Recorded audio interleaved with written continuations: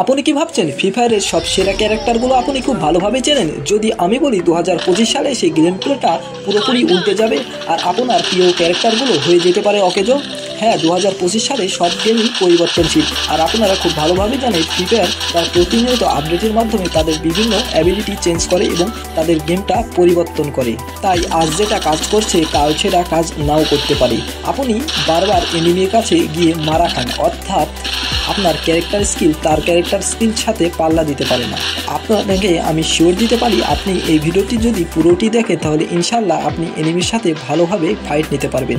তো ভিডিওটি ভালো লাগলে অবশ্যই কমেন্ট, শেয়ার এবং লাইক দেবেন। আরও নতুন নতুন ভিডিও পেতে অবশ্যই চ্যানেলটি সাবস্ক্রাইব করে পাশে থাকবেন। তো চলুন শুরু করা যাক। আমরা প্রথমে টপ 5 ক্যারেক্টারগুলো নিয়ে কথা বলবো, যেগুলো ইউজ করলে তোমার গেম প্লেটা ইনশাল্লাহ পরিবর্তন আসবে। তো নাম্বার 5-এ রেখেছি আমরা ক্রোনো। এটি তোমাদের কাছে হাস্যকর মনে হলেও যারা নতুন অর্থাৎ বিগিনার গেম প্লে আছো তারা এই কোনো ক্যারেক্টারই ব্যবহার করতে পারো। এটির ability 600 damage block, speed boost, blast পরিস্থিতি থাকবে, যা একটি শিট প্রবলের মাধ্যমে তোমাকে এনিমির ড্যামেজ থেকে রক্ষা করবে, যা যখন তোমাকে এনিমি রাজ দেবে তখন তোমার আনবে বিশাল উপকার, তোমাকে ডাউন করতে পারবে না। এরপর নাম্বার 4-এ আমরা রেখেছি কে character, the master of all. EP থেকে এসপিতে রূপান্তর করাতে এটি মাস্টার। দীর্ঘ লড়াই, দীর্ঘ জীবনের জন্য এটি গুরুত্বপূর্ণ। তোমরা দেখেছো অনেক ইউটিউবারই এটি বিশেষ করে ব্যবহার করে, যেমন কলা বাবা। তো যারা জোন পুশ করতে চাও তাদের জন্য এই ক্যারেক্টারটি অনেক হেল্পফুল হবে। এই ক্যারেক্টার কার কার প্রিয় প্লিজ কমেন্টে জানাও। শেষে যে ক্যারেক্টারটি কথা বলবো ইনশাল্লাহ সেই ক্যারেক্টারটি তোমাদের সবার প্রিয় হবে। তো এবার আমরা নাম্বার 3-এ যে ক্যারেক্টারটির কথা বলবো সেটা শুনলে তোমরা অনেকেই খুশি হয়ে যাবে। তার নামটি হলো উকন। আমি জানি এটি সবার প্রিয় ক্যারেক্টার এবং প্রায় সবাই এই ক্যারেক্টার দিয়ে এখন গেম প্লে করে। এটি ঝোপের আক্রমণকে নিজেকে লুকিয়ে রেখে অপ্রত্যাশিত হামলা চালাতে পারে না, অর্থাৎ আপনি লুকিয়ে অন্যের উপরে হামলা করতে পারেন।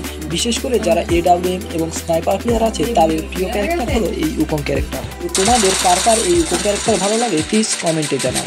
তোমাদের আরেকটি বিষয় জানিয়ে রাখি, আমিও কিন্তু উকন ক্যারেক্টার নিয়েই খেলি।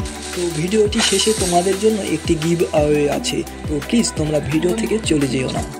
তো আমরা নাম্বার 2-এ রেখেছি স্কাইলার ক্যারেক্টারকে। এটি ডুয়াল ডিস্ট্রয় করে, যা এসপি বাড়ানোর ক্ষমতা রাখে। যে কোনো ফাইনাল জোনে এটি অপ্রত্যাশিত ভূমিকা পালন করে।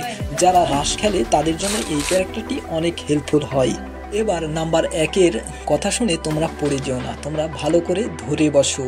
নাম্বার 1-এ রেখেছি ডিজে অলোক। আমি জানি সবার প্রিয় একটি ক্যারেক্টার হলো ডিজে অলোক। এটি এসপি রিকভারি করে এবং 10 থেকে 15% স্পিড বুস্ট করে। 5 সেকেন্ডের জন্য এটি সহজতা ভারসাম্য রক্ষা করে, যার জন্য প্রায় সকল ইউটিউবারই এটি ব্যবহার করে।